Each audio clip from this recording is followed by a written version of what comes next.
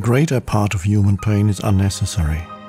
It is self-created as long as the unobserved mind runs your life. The pain that you create now is always some form of non-acceptance, some form of unconscious resistance to what is. On the level of thought, the resistance is some form of judgment. On the emotional level, it is some form of negativity.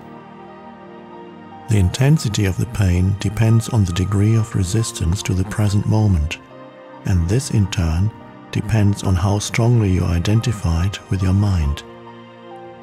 The mind always seeks to deny the now and to escape from it.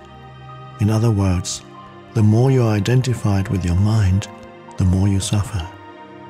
Or you may put it like this: the more you are able to honor and accept the now, the more you are free of pain, of suffering, and free of the egoic mind.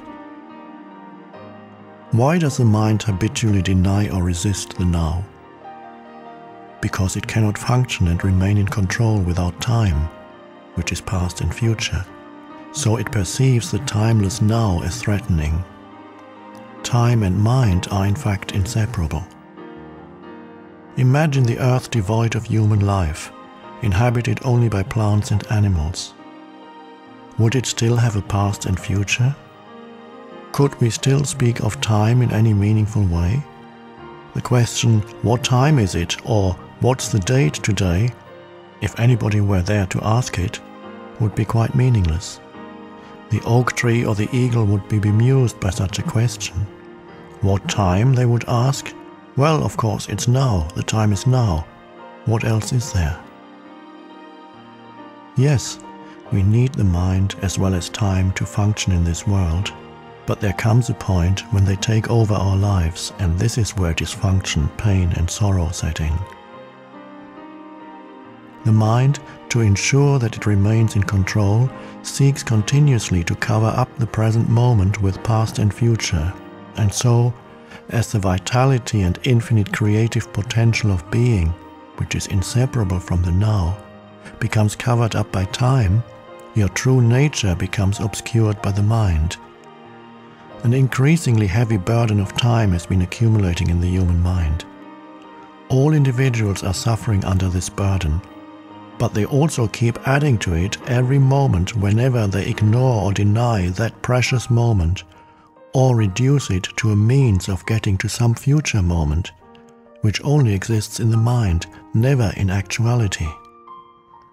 The accumulation of time in the collective and individual human mind also holds a vast amount of residual pain from the past. If you no longer want to create pain for yourself and others, if you no longer want to add to the residue of past pain that still lives on in you, then don't create any more time, or at least no more than is necessary to deal with the practical aspects of your life. How to stop creating time?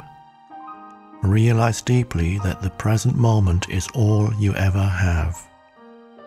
Make the now the primary focus of your life.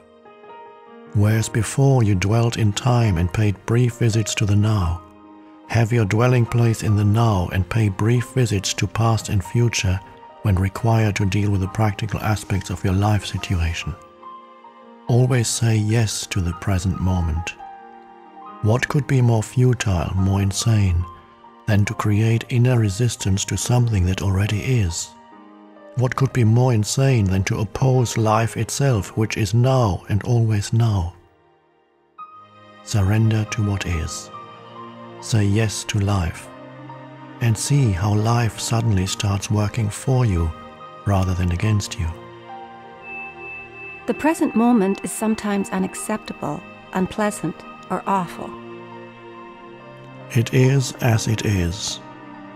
Observe how the mind labels it and how this labeling process, this continuous sitting in judgment, creates pain and unhappiness.